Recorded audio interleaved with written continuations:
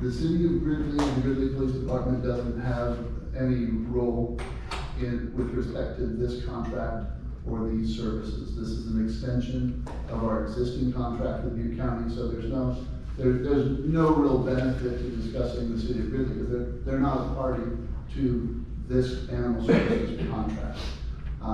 However, I think that there's opportunities for the city to work with the community to make sure that we're expressing and articulating to our contractor, the Health Services Department of Butte County, what our expectations are under the contract and what we perceive the deficiencies might be. I don't know if that has occurred outside of resident expressions. You know, we can express ourselves on social media. I'm not sure they're reading our group sites. I think that it may be appropriate for one of the subcommittees to meet with particularly citizens who don't feel they've been well served in this area and coordinate a meeting with our counterparts at the county, have them here and talk about where those improvements need to be made. So what are the consequences if they don't live up to their contract? Tell us what the consequences are. We track, we memorialize, and if necessary, we effect a change in that contract. And by that I mean there are terms that allow us to cancel that contract if we're not getting the services that are required. But it's like anything else. If it's managed in a decisive, affirmative way, you're going to get better results. If we just let them do whatever they think they want to do, we're going to get less results. Thank you. So the first time that we had Gridley, they did have a animal control. So why don't we have it this time? Was it? It's a separate taken out? contract. It was a separate contract the first time we had Gridley? For sure. Yeah. Okay. And we don't have it now, just too expensive, or did you even look into that? In this case, we were in the middle of negotiating a law enforcement contract request for proposals. And so it was my determination to renew the existing contract with Butte County. Any other questions? Any other questions? I do have a question. So Bo and Jerome, when we had the reports from Butte County Sheriffs, I would always see that there was, calls for dogs or whatever, bites and dog barking at all hours, that sort of thing. And so they were called out, so I would regularly see them on the report. And so, will we continue, because I did read in the contract, they will provide us a written report They do. for that as well. So that'll be something that they'll be coming up, or at least providing us a report, monthly or. I think it's the first meeting of the month. Yes. So they'll continue to do that. Yes. So with that said, then they are responding to calls. So maybe we need, like you said, public to let us know if they're not getting a response, to let us know, and then, we can have a talk and see what we can do. And just in following up on this conversation, it would be entirely appropriate to have them come to a council meeting and to hear from this council and from the public what concerns that might exist and what areas they might be able to improve in as they work in our community. Could your office set that up? Absolutely.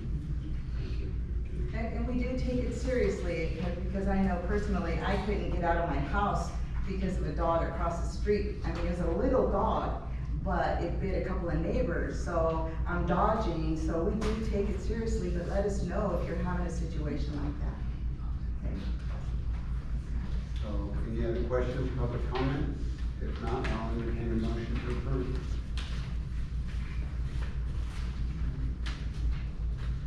I'll go ahead and make a motion that we approve the agreement with the County of Butte for animal control services.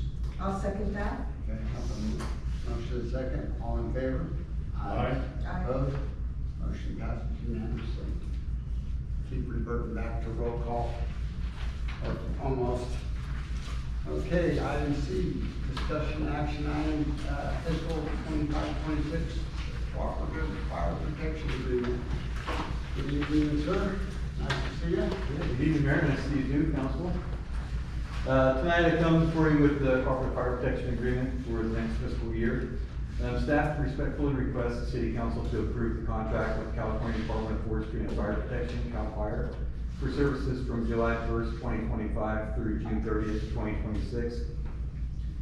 Contract agreement number 2CA07229 for a maximum amount not to exceed $443,743, and approve the mayor to sign the resolution and contract. So a little bit of background on the contract. The City of Biggs and CAL FIRE have entered into a cooperative agreement for fire protection service starting in the early 1990s. The contract is a one-year contract that's voted on annually. The current contract pays for one fire apparatus engineer, and in November, December of 2024, for those that were on the council, remember I came to you regarding the 66-hour work week, which required another firefighter position to be paid for by the City of Biggs. So we put in that's a 3-year process so that you weren't hit with that salary right off the bat. So that's why it says a portion of the firefighter position.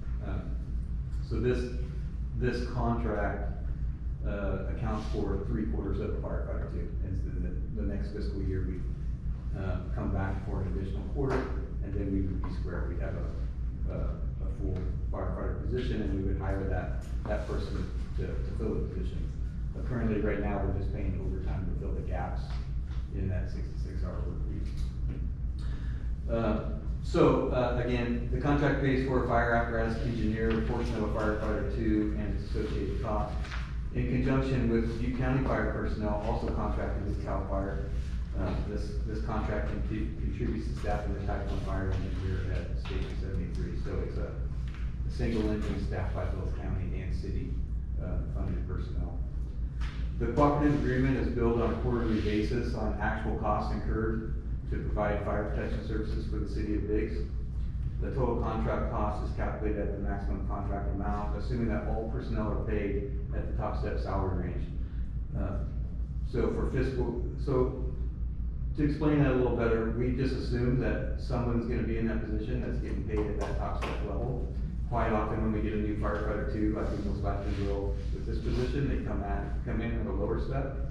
So the contract has a higher amount, and then throughout each quarter, we bill for the actual amount of the personnel at the station.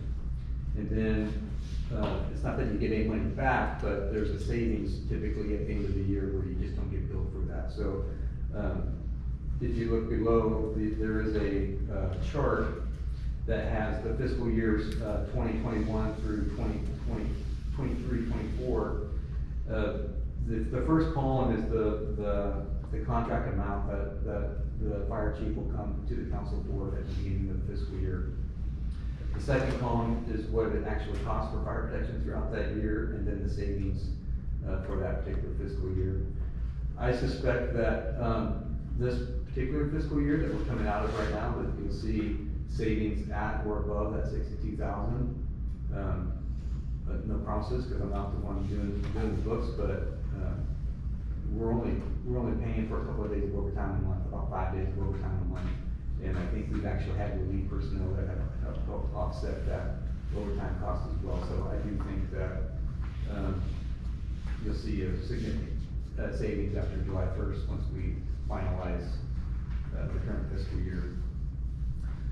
So there is an increase in that contract cost this year, which is $131,737 compared to last fiscal year. Cliff, is there any way you could bring the numbers up on the screen?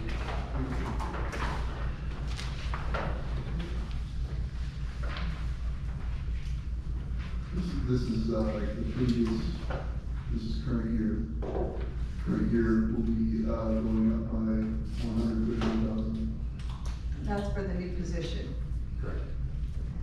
and that new position will be a firefighter tag one. Firefighter twos. Why would it be two, why couldn't we get a one? Our firefighter ones are seasonal firefighters, Mhm. and their training level is not to what's required in our county fire stations.